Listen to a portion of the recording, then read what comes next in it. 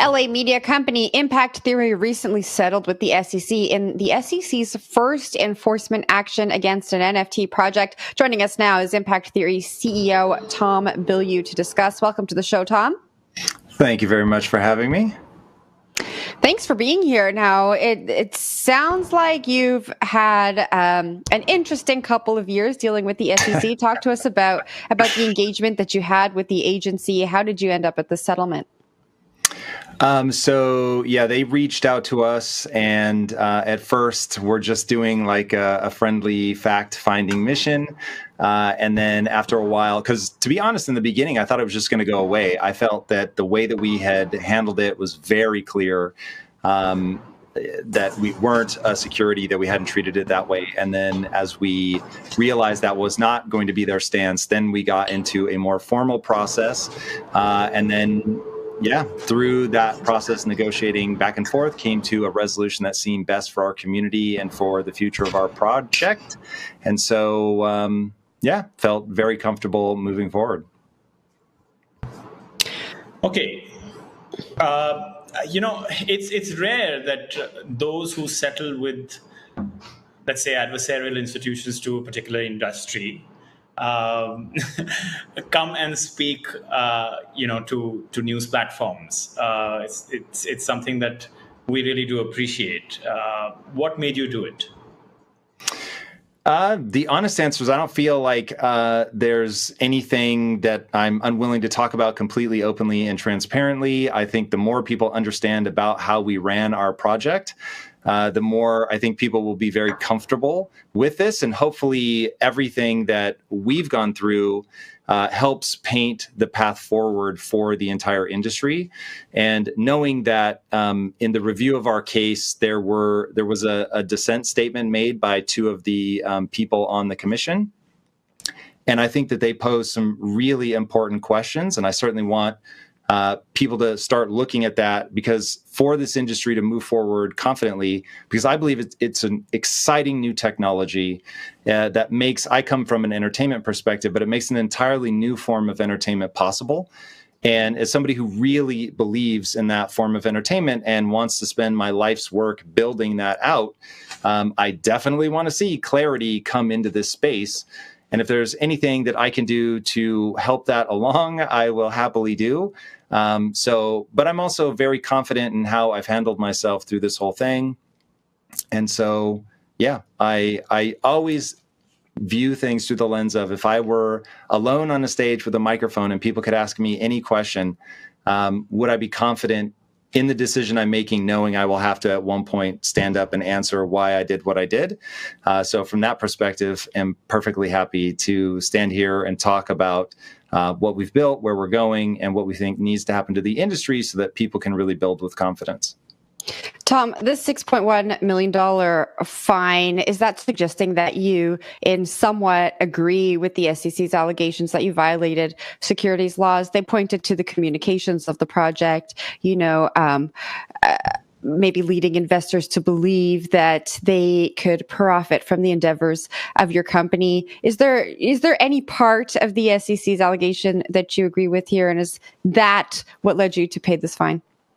Well, now this is where you're going to get legal talk. So as you well know, this was a neither admit nor deny settlement, which was extremely important to me. And so we just ran the math of, okay, if we were going to fight this all the way, how am I going to end out? And we would have ended up spending roughly twice the amount of money that we were able to settle for. Because what I don't think many people know about our project is when we took the money in, when we sold the tokens, we didn't spend any of that money. So we just set it aside. And from my own personal investments into my company, we built what we were and are still building, quite frankly. Once I realized like how financial the community was, which I will admit I did not expect, and that is the one thing I very much got caught off guard by that. And so we launched at the very end of October, and then in December we offered a refund, a full refund. I paid the gas to send people their money back, and very few people took us up on that. So it was probably less than 20%. ballpark numbers, I don't remember the exact number, but roughly 20% of people took us up on it, which I was surprised. I thought it was going to be more than that.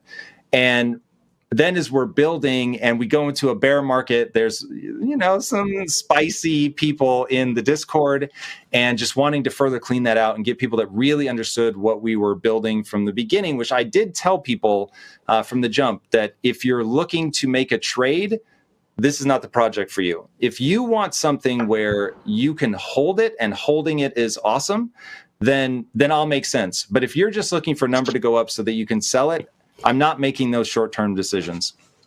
But we still had people that were there for the financial energy. So we did another refund, and that was August of 22. And that was called out in the dissenting letter.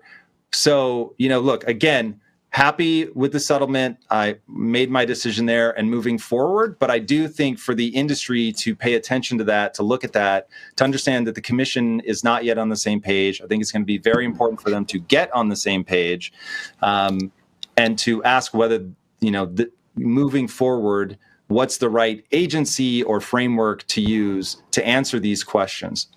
All right, Tom. I want to point to an interview we did yesterday. We had former head of policy at Coinbase and principal at HermineWong.xyz on the show, and she had this to say about the project. Let's take a look. This was much more of a scam. This is a scam that we've seen in a lot of different areas. What I love about the crypto industry is how sleuthing and self-policing it is. So this is one that was already uncovered by one of the crypto Twitter users, ZachXBT, I think, back in 2021. So part of us may be asking, why did it take until 2023 for the SEC to do anything about it? But separately, what can an NFT project take away from this? Look, don't be a scam. All right. Hermine was pointing to some of the scandal that the project has seen over the past years. ZachXBT, of course, in 2021, said the project was similar to a pyramid scheme. How do you move forward from this?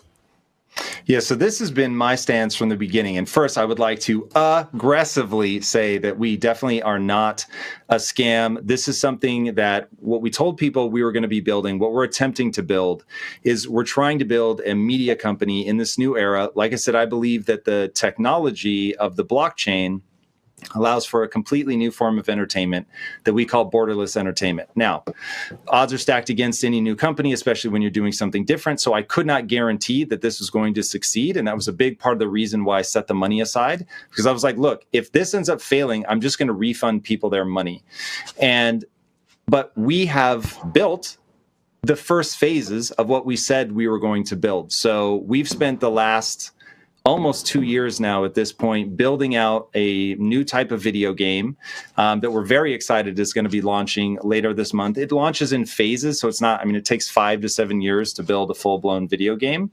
But in order to build something with the community, because a lot of what we're doing are actual community tools, so we see what we're building is a container, and then other creators are going to come in and start building within that. It's a trend you're starting to see more and more in the industry. If you know much about the Unreal Engine, Fortnite, what they're doing there is absolutely incredible. Similar-ish to some of the things that we're doing, but we're obviously leveraging the blockchain to get something more deeply going. So look, I've been here in full view of the public, showing people what we're up to, showing what we're building. So, all right, Tom. We are going to have to leave it there. Thanks for joining the show this morning. Thanks for having me. That was Impact Theory CEO Tom Bilyeu.